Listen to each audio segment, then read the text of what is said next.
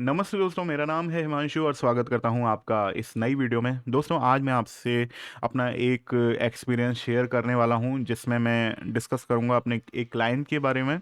और उस इंसिडेंट के बाद मैंने अपने सभी क्लाइंट जो भी मुझसे नए जुड़ते हैं उनके साथ मैंने कंपलसरी कर दिया कि उनको मेरे से कोई भी प्रोजेक्ट करना है तो उनको अपनी एक आईडी और एड्रेस वेरिफिकेशन का प्रूफ मेरे को सबमिट करना पड़ेगा, अदरवाइज मैं उनके साथ वर्क नहीं करूंगा। तो ये बहुत ही इस स्टोरी में ट्विस्ट आने वाले हैं। आप देखना कि आपको पता ही नहीं लगेगा, मतलब आपको लगेगा कि आप कोई मूवी देख रहे हो क्या, ऐसे ट्विस्ट आने वाले हैं। और एंड में मैंने किस तरीके से उन सभी को ओवरकम किया और अपना सारी चीज़ें मैनेज करी।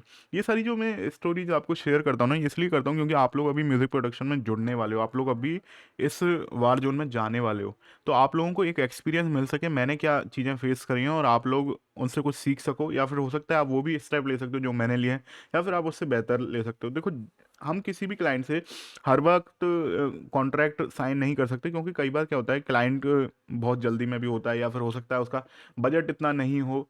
तो कॉन्ट्रैक्ट साइन करना हमेशा नहीं हो सकता, बट हमको जो भी चीज़ें तय हो रही हैं ना उनको हमें सही तरीके से डील करना, मतलब एक तरीके से एक कुछ प्रूफ होना बहुत ज़रूरी है हमारे।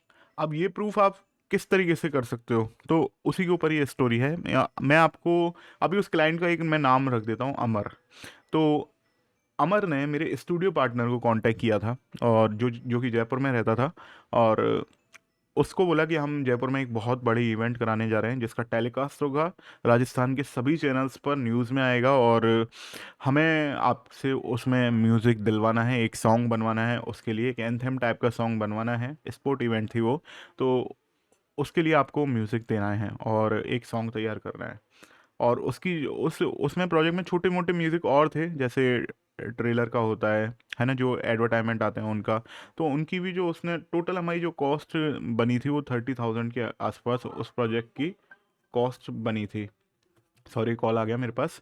तो 30,000 के आसपास उस प्रोजेक्ट की कॉल कॉस्ट थी। और हमने ये तय किया कि आप हमें जैसे जैसे हम आपके साथ प्रोजेक्ट करते जा रहे हैं, सपोज करो मैंने 10,000 या 12,000 रुपीज़ सॉन्ग के चार्ज किए हैं, तो हम एक एक मतलब प्रोजेक्ट के जो भी हम उस प्रोजेक्ट में वर्क कर रहे हैं उसका जो एडवांस अमाउंट होता है उसको लेते चलेंगे और काम करते चलेंगे। अब देखो, मेरे को इससे पहले ये था कि अगर हम किसी से एडवांस पेमेंट ले रहे हैं इवन, और उसको फाइनल पेमेंट्स करने के बाद हम उसको प्रोजेक्ट दे रहे हैं, तो ये मतलब सेफ तरीका है, इसमें कोई दिक्कत नहीं है। लेकिन देखो, हुआ क्या कि उसने हमको एडवांस पेमेंट भी कर दिया, बट मैंने उसका सॉन्ग तैयार कर दिया। जब भी मैं उससे पेमेंट की कहता ना कि अब आप, उसने कहा कि हाँ ये मेरे को सॉन्ग पसंद आ गया, तो पता है मेरे को जो फाइनल पेमेंट होता है ना, सॉरी, उसके लिए मुझको ये बोलता था कि यार आपका विश्वास नहीं है क्या, मैंने आपको एडवांस पेमेंट कर दिया और मैं आपको फाइनल पेमेंट कर दूंगा। इवन वो पता है सॉन्ग उसने मेरे को ये भी कह दिया पहले तो वो ये कहता था कि आप यार फाइनल मेरे को सॉन्ग तो सुनने दो तभी तो मैं आपको फाइनल पेमेंट कर पाऊंगा। एक हम उसको थोड़ा सा फाइनल सॉन्ग नहीं भेज सकते हैं जब तक मतलब हमारे पास पेमेंट नहीं हो जाए, क्योंकि इस तरीके से तो मैंने उसको कर दिया, उसके बाद वो मेरे से मिलेगा भी नहीं। मेरे को उसका घर बार नहीं पता, मेरे को बस उसने एडवांस पेमेंट ही तो किया ना, मेरे पास उसकी कोई आईडी थी। तो इस तरीके का चक्कर पड़ सकता था, तो इसलिए मैं कभी भी फाइनल जो सॉन्ग है वो नहीं देता था, शॉर्ट दे देता था। तो लेकिन फिर क्या हुआ कि उसे समझ में आ गया इस तरीके से नहीं प्रोजेक्ट मिलने वाला, तो उसने मेरे को यूँ कहा कि मेरे पास अब प्रोजेक्ट पेमेंट आ जाएगा, मैं आपको दे दूंगा। तो मैंने उससे यूँ कहा कि आपने हमें बताया था कि आपके पास पेमेंट सब चीज़ें अवेलेबल हैं। देखो, ये टाइम पर पेमेंट नहीं होता ना तब भी आप लॉस कर रहे हो। मेरे को वो बहाने बना के बताता कि आज मेरा बैंक अकाउंट लॉक हो गया। इवन पता है, देखो मैंने आपको क्लाइंट के ऊपर एक वीडियो भी डाली हुई है, उसमें मैंने बताया कि किस तरीके के फेक क्लाइंट होते हैं, आप किस तरीके से उनको रिकॉग्नाइज कर सकते हो कि ये क्लाइंट फेक रहने वाला है और ये अच्छा नहीं है। तो उन्हीं में से एक कैटेगरी थी उसकी कि अपने आप को बड़ा चढ़ा के शो करना और इस तरीके से शो करना कि वो हमें एक चांस दे रहा है। बट ऐसा नहीं है, मैं किसी भी के भी साथ वर्क करता हूँ तो ऐसा नहीं है कि हमें वो मेरे को चांस दे रहे हैं मैं उनको चांस दे रहा हूँ। इवन आप अगर मुझसे जुड़ भी रहे होगे इंस्टाग्राम पर, अगर आप मुझे मैसेज भी करते हो, तब भी आप चाहे किसी भी कंडीशन में हो, आप चाहे मुझसे बेहतर हो व्यूअर्स या फॉलोअर्स में, या मुझसे कम हो, तो भी मैं आपको बराबर ट्रीट करता हूँ। आप लोग ये जानते होंगे, जो भी लोग मुझसे जुड़ते हैं उन्हें पता है ये बात। तो लेकिन वो शो करते हैं, जो फेक क्लाइंट होते हैं ना वो इस तरीके से शो करते हैं कि वो आपको चांस दे रहे हैं, उनके पास ऑप्शन बहुत हैं। अब इसमें क्या था कि मैंने एडवांस पेमेंट ले लिया और मैंने वर्क भी फिनिश कर दिया उसका, तो मैं अटक गया। अब वो मुझको यूँ बोलता है कि देखो अगर आप वेट नहीं कर सकते हो तो आप हमारा एडवांस लौटा दो, हम किसी और से सॉन्ग बना लेंगे। अब देखो ऐसी स्थिति में क्या है कि मैंने तो वर्क पूरा कर लिया है ना, और तो मेरे को क्या करना पड़ेगा, अल्टीमेटली मेरे को वेट करना पड़ेगा। और करता क्या था कि अपने फ्रेंड को नंबर को अपना मोबाइल दे दिया और ये बात करा रहा है कि यार मैं उनका सेक्रेटरी बोल रहा हूँ, और मतलब सेक्रेटरी यूँ होता हो कि वो जो बंदा इवेंट जो कर रहा था, मेरे को बाद में पता चला, वरना पहले जो शो ऑफ कर रहा था कि मैं बहुत ही रिच हूँ, मेरे पास तो पैसे की कोई कमी नहीं है, इस तरीके के फेक क्लाइंट होते हैं ना, वो शो करते हैं कि मतलब मेरे पास तो पैसे की कोई कमी नहीं है। बाद में पता चला कि वो खुद ही लोन लेके इवेंट कर रहा था। मेरे को हालांकि इन पर्सनल मैटर में जाना नहीं चाहिए, बट ये फेक क्लाइंट की वो होती है पहचान कि वो अपने आप को शो करना चाहता है कि कोई कितना बड़ा है, और उसके पास मतलब आर्टिस्ट की कोई कमी नहीं है, वो आपको एक चांस दे रहा है ना। तो मैंने आपको समझाया भी हुआ है कि आपको इस तरीके के चक्करों में नहीं पड़ना चाहिए, आपको सिंपल सिंपलिसिटी के साथ काम करना चाहिए, क्योंकि ऐसा कभी नहीं होने वाला आपके साथ। बहुत सारे लोगों के साथ मेरा चक्कर पड़ा है ऐसे कि जो फेक क्लाइंट होता है, और मैं बचा भी हूँ। अब इसमें भी इवेंट में मैं बचा हूँ, देखो किस तरीके से। तो मैंने उसको कह दिया कि आपको फाइनल पेमेंट करोगे तभी आपको सॉन्ग मिल पाएगा, और उसने मेरे को बोला भी कि ठीक है आप लौटा दो, लेकिन मैंने उसका वेट किया। और मैंने उसको जो सॉन्ग था ना, मैंने बोला कि यार दे देता हूँ मैं इसको, उसने मेरा हाफ पेमेंट कर दिया था 15,000 का। तो उसके बाद मैंने उसको सॉन्ग दे दिया, उसके जो भी कंटेंट थे ना मैंने उसको प्रोवाइड कर दिए। लेकिन अब उसके बाद क्या था कि वो इवेंट भी हो गई, उसके बाद उसने मेरे को रिमेनिंग पेमेंट नहीं किया। अब देखो, अब ट्विस्ट कहाँ आता है, यहाँ पर ट्विस्ट आता है कि उसका फ़ोन उठना बंद हो गया, स्विच ऑफ आना चालू हो गया फ़ोन, मेरे को उसका एड्रेस कुछ भी नहीं पता है ना। और फेसबुक पर वो मुझसे ज़रूर जुड़ा हुआ था। तो मैंने अमर अमर जो कि जिस पर्सन के बारे में बात कर रहा हूँ, जिसका फेक नेम बनाया मैंने अभी, उसका अमर, मैंने अमर को कॉल किया कि यार आपकी इवेंट भी हो गई और आपने मेरे को पेमेंट भी नहीं दिया, इवन आपने मेरा कंटेंट यूज़ भी कर लिया है, और उसके बाद भी आप मेरे को पेमेंट नहीं कर रहे हो। बट गनीमत ये थी कि मैंने जो भी ये डिटेल करी थी ना, बात करी थी, ये सारी मैंने मेल पर करी हुई थी बातें, है ना, जो भी हमारे बीच में तय हो रहा था, क्योंकि मेरे को शुरुआत में ही लग गया था कि ये बंदा कुछ ना कुछ गड़बड़ करने वाला है। तो जो भी बात हो रही थी वो सारी हमारी मेल पर भी फाइनल होती चल रही थी, कि जो हमारे बीच में डिस्कशन हुआ है मैं उसको मेल भेज देता था, और उसको ये ज़रूरी था कि वो उस पर मेरे को रिप्लाई करे, आई एग्री लिख के। तो उसने वो किया हुआ था, मैंने कही थी देखो हमारे बीच में इतनी इतनी कोटेशन तय हुई थी और आपने अभी तक मेरे को इतना पेमेंट नहीं किया है, और वो मेरे पास वो मेल पर भी था। और अभी पता है जो फेक क्लाइंट होता है ना, वो ये कहेगा आपको हाँ कर दूंगा, लेकिन आपको डेट नहीं बताएगा। मैं कहा कि आप मेरी डेट बताओ, और उस डेट पर ही मैं आप मतलब आपसे बात करूंगा, मेरे को रोज़ रोज़ फ़ोन करना पसंद नहीं है आपको। लेकिन वो आपको डेट नहीं बताएगा, यूँ कहेगा अरे मैं शाम तक कर रहा हूँ। अब जैसे मैं उसने मेरे को कई बार ऐसा हुआ, 5-7 बार ऐसा हुआ है, मैं आपको बताऊँ। उसने मेरे को एक डेट दी, और उसके बाद उस डेट पर भी वो बोल रहा है कि अरे मैंने उस डेट पर शाम को उसको कॉल किया कि आपका पेमेंट नहीं आया। अब पता है वो क्लाइंट क्या बोलता है, यूँ कहता है अरे आज की डेट निकल गई क्या, आज की 12 बजे तक आज की डेट रहेगी, है ना। तो मैंने उसको, कई बार ऐसा भी था कि मैंने उसको 11 बजे भी फ़ोन फ़ोन किया कि 1 घंटा रह गया आप मेरे को क्या पेमेंट करोगे अब। यूँ कहता है अरे मैंने आपको 12 बजे तक का कहा ना, आप 12 बजे तक वेट करो, आपका पेमेंट 12 बजे से पहले होगा। 12 बजे में 5 मिनट पहले भी मैं उसको फ़ोन कर रहा हूँ ना, देखो ये स्थिति आ गई थी एंड में कि मैं 12 बजे से 5 मिनट पहले फ़ोन कर रहा हूँ, अरे आप मेरे को 2-3 मिनट का तो टाइम दो, और उसके बाद उसका फ़ोन हो जाता था स्विच ऑफ। अगले दिन वो एक नई डेट दे देता था। तो मैंने उसको बोला कि भाई देखो, और कई बार ऐसा होता था अपने क्लाइंट से मेरी बात करा रहा है ना। अब मेरे पास कोई आईडी नहीं, लेकिन मैंने उसको फिर पता है मैंने बोला कि आप मेरे को पेमेंट भले ही 3 महीने बाद कर देना, 4 महीने बाद कर देना, लेकिन अब मैं आपसे ऑनलाइन पेमेंट नहीं लूँगा, आप मुझे चेक पेमेंट करना। यहाँ पर मैंने उसको फंसा दिया एक तरीके से। चेक पेमेंट में क्या है कि बाउंड हो जाता है, वैसे तो मेरे पास प्रूफ सारे थे, लेकिन वो बाउंड हो जाता है इन चीज़ों के लिए, पेमेंट करने के लिए। तो उसने सोचा कि 3 महीने तक हिमांशु से पीछा भी छूटने का मौका मिल रहा है, तो उसने मुझे चेक पेमेंट के लिए हाँ बोल दिया, ठीक है मैं आपको चेक भेज दूंगा, बट आप चेक 3 महीने बाद लगाना। मैं कहा कि आप उसमें डेट ही 3 महीने बाद की डालो, मैं नहीं लगाऊंगा। 3 महीने और निकल गए, मतलब इस इवेंट को 6 महीने हो गए, मतलब आप देखो एक तरीके से चेक मैंने 3 महीने बाद लिया था, 3 महीने और निकल गए। उसके बाद मैंने उसको इन्फॉर्म किया 3 महीने बाद कि मैं आपका ये चेक लगाने जा रहा हूँ, और अब आप अपने अकाउंट में पैसा रखना।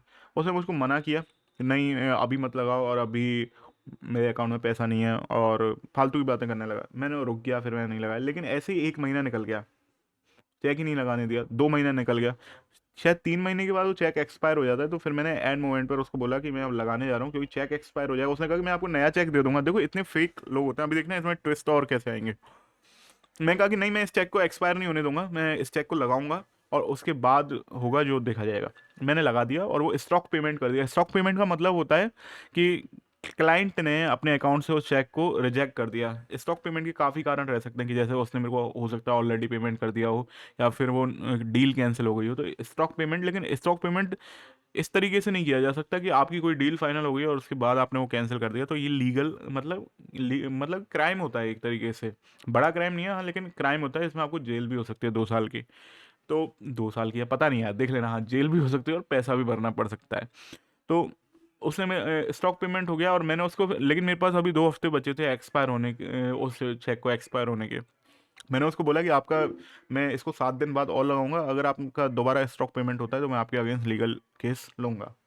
और उसने मेरे को बोला कि अमर ने कि अरे नहीं, 7 दिन बाद लगा देना, मैं कर दूंगा। और 7 दिन बाद मैंने उसको लगा, उस चेक को दोबारा लगाया, दोबारा स्टॉक पेमेंट हो गया। उसके बाद मैंने 7 दिन बाद के बाद फिर दोबारा 3 दिन बाद और लगाया। मतलब चेक एक्सपायर होने से 3 दिन पहले जस्ट मैंने लगाया, तब भी वो मेरा चेक मतलब बाउंस, उसने रिजेक्ट कर दिया, बाउंस हो गया, या स्टॉक पेमेंट कह दो, है ना। और वो हो गया, स्टॉक पेमेंट या स्टॉक पेमेंट पता नहीं क्या है ना, तो वो हो गया। लेकिन उसके बाद मैंने उसको बोला कि मैं आपके अगेंस्ट लीगल केस लूंगा। अमर ने कहा कि जो करना है कर लेना, और मैं नहीं देने वाला तेरे को पैसा। और अभी वो तू तड़ाक करने लग गया मुझसे, अब मैं नहीं करने वाला, तेरे को जो भी करना है कर ले।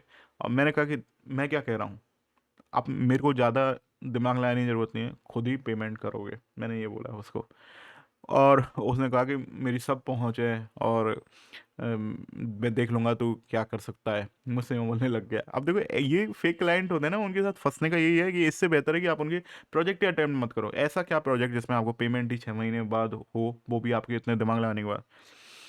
मैंने उसके जो कंपनी का एड्रेस था, उस पर मैंने लीगल नोटिस भेज दिया चेक का, कि आपका चेक का पेमेंट है वो कैंसिल हो चुका है, और आपको वो पेमेंट करना पड़ेगा, अदरवाइज मैं आपके अगेंस्ट लीगल जो भी स्टेप्स हैं वो लूँगा। क्योंकि वो ज़रूरी होता है जब आपका मतलब ये पेमेंट, ये चेक कैंसिल हो जाता है, बाउंस हो जाता है, तो आपको इन्फॉर्म करना पड़ता है विद इन 15 डेज चेक के ओनर को, जिसने आपको चेक दिया है, कि आपका चेक कैंसिल हो गया और आप मुझे या तो नया चेक दो, या फिर आप मेरे को कैश में पेमेंट करो, अदरवाइज मैं आपके अगेंस्ट लीगल केस करूँगा।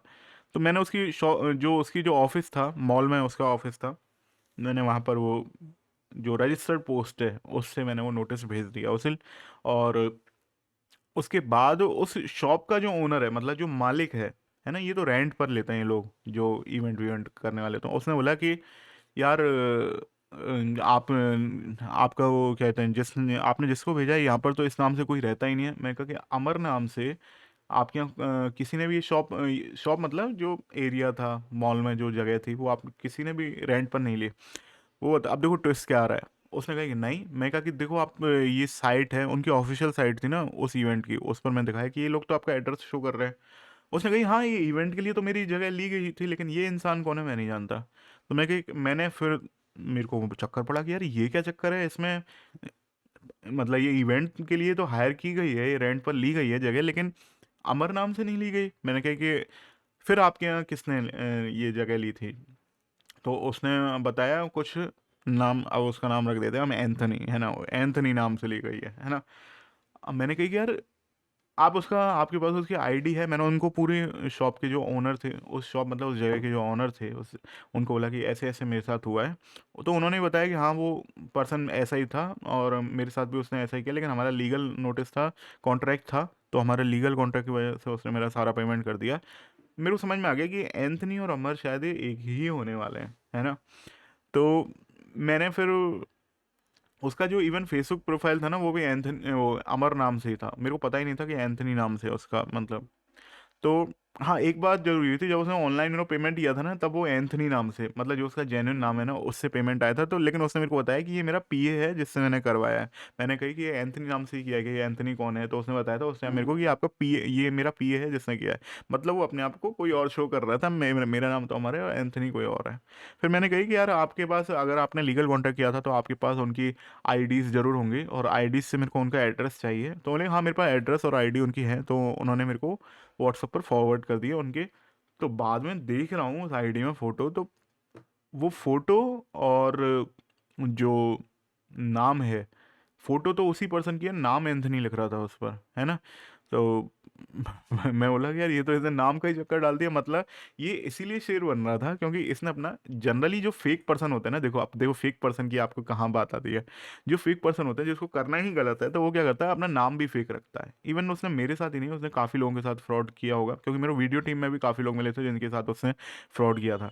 तो मतलब पता लग गया कि उसने नाम भी फेक इसलिए रखा है ताकि उसके ऊपर कोई लीगल केस भी करे तो ना तो उसका एड्रेस है, एड्रेस उसका दुकान, लेकिन उससे गलती हो गई, उसने दुकान वाले के साथ जेन्युइन नेम के साथ उसने वो कर दिया था कॉन्ट्रैक्ट, मतलब जो मॉल में शॉप का ओनर था ना, एरिया का ओनर, उसके साथ लीगल, मतलब उसके साथ जेन्युइन नेम के साथ उसने कॉन्ट्रैक्ट किया था।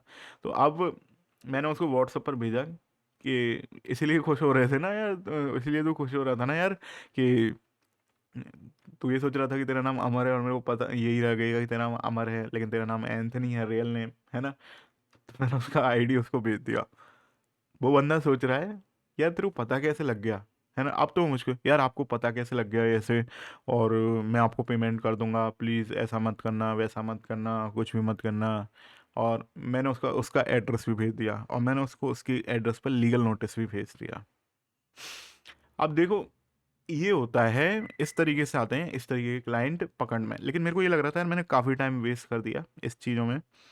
और लीगल नोटिस जब मैंने उसको भेजा उसके बाद उसके घर पर उसके पापा के पास नोटिस पहुंच गया। इवन मैंने उस इवेंट में जो भी उसके पार्टनर थे ना, मैंने उनको सभी को कॉल करके उसकी उसकी जो हरकतें हैं उसके बारे में बताया। तो उसके बाद मेरा पेमेंट हो गया, तुरंत अचानक हो गया मेरा पेमेंट फिर उसके बाद।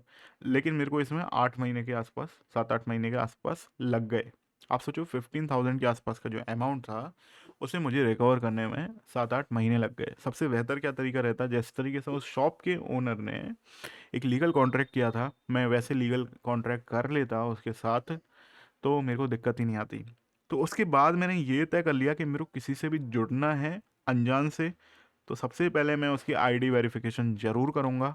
और आईडी वेरिफिकेशन के पास मेरे पास उसका एड्रेस होना चाहिए, उसका कॉन्टैक्ट डिटेल्स होनी चाहिए। कॉन्टैक्ट डिटेल तो आपके पास आ जाएगी इजीली, लेकिन आपके पास ये मतलब आईडी वेरिफिकेशन होना उसका बहुत ज़रूरी है, अदरवाइज़ आप किसको पकड़ोगे। या और देखो एडवांस पेमेंट करने के बाद भी आप ये मत सोचो कि हाँ वो बन गया आपसे, नहीं यार, जब तक आपका पास पूरा पेमेंट नहीं आता ना तब तक आप फ्री नहीं होते हो। क्यों? क्योंकि आप क्या होगा, एडवांस के बाद आप तो पूरी मेहनत कर चुके हो, और होगा क्या कि आपको पेमेंट ही नहीं मिलेगा, है ना। और अटका रहेगा, या फिर आपने, कई लोग दे भी देंगे मतलब दबाव में आके कि आपको, आप लौटा दो मेरे को अगर आपको नहीं करना है काम, तो इस तरीके के उसमें भी होगा। तो ये हुआ था मेरे साथ और मैंने इस तरीके से इसमें बच गया क्योंकि मेरे को हेल्प करी थी शॉप के ओनर ने। हो सकता है आपको कोई हेल्प करने वाला नहीं मिले, इसलिए आपका इन चीज़ों से अवेयर रहना बहुत ज़रूरी है। बहुत सारे मार्केट में फेक लोग घूमते हैं, स्पेशली म्यूज़िक प्रोडक्शन में या फिर ये सिनेमा वाली जो जगह है ना, यहाँ पर बहुत सारे फेक लोग हैं। तो ये मेरा एक्सपीरियंस था आज का, और आई होप आपको ये वीडियो हेल्पफुल रहने वाली है। और अगर आपने मेरा चैनल सब्सक्राइब नहीं कर रखा है तो आप मेरा चैनल सब्सक्राइब कर लेंगे और बेल का आइकन दबा दीजिए ये, और वीडियो को लाइक कर दीजिएगा अगर आपको कुछ एक्सपीरियंस मेरा अच्छा लगा है तो। और शेयर कीजिए वीडियो को ज़्यादा से ज़्यादा अगर आप चाहते हो कि आपके किसी फ्रेंड को भी ये इन्फॉर्मेशन मिले। और हो सकता है अगर वो क्लाइंट भी ये वीडियो देख रहा है तो भाई मैं तुमसे अब बिल्कुल नाराज़ नहीं हूँ, मेरा पेमेंट हो गया। और देखो एनी हाउ मेरे को अपना पेमेंट करवाना था और वो मैंने करवाया। मैं लीगल की का नहीं करता अगर, या लीगल का ये स्टेप चालू नहीं करता, बट हाँ अगर नहीं करते तो मैं करता भी, क्योंकि मेरे को जब लग जाता है कि इसने मेरे को सफिशेंट परेशान कर लिया है और मेरे को इसको परेशान करना है, तो मैं लीगल केस अगेंस्ट यू मतलब करता, बहुत ज़रूर करता, ताकि आप किसी और के साथ ऐसा नहीं करो। आपके काफ़ी लोगों के साथ पंगे चल रहे थे, इसलिए मेरे को करना पड़ा। तो देखो ये था पूरा सार इस इवेंट का, इस वीडियो का। तो समझ में आ गया होगा क्या करना है अब आपको, है ना। और स्टे सेफ, और कोविड दोबारा बढ़ रहा है, भगवान करे हम ज़्यादा ख़राब परिस्थितियों को नहीं देखें, इसलिए घर पर रहो, मम्मी पापा के साथ सुरक्षित रहो, ज़्यादा लोगों से मिलो मत, है ना। थोड़ा सर्दी भी है, बाहर नहीं निकलोगे तो अच्छा रहेगा। घर में आग जलाओ, हाथ तापो, म्यूज़िक प्रोडक्शन करो और अपनी लाइफ को जियो, धूम धड़ाका करो। Take care, bye bye.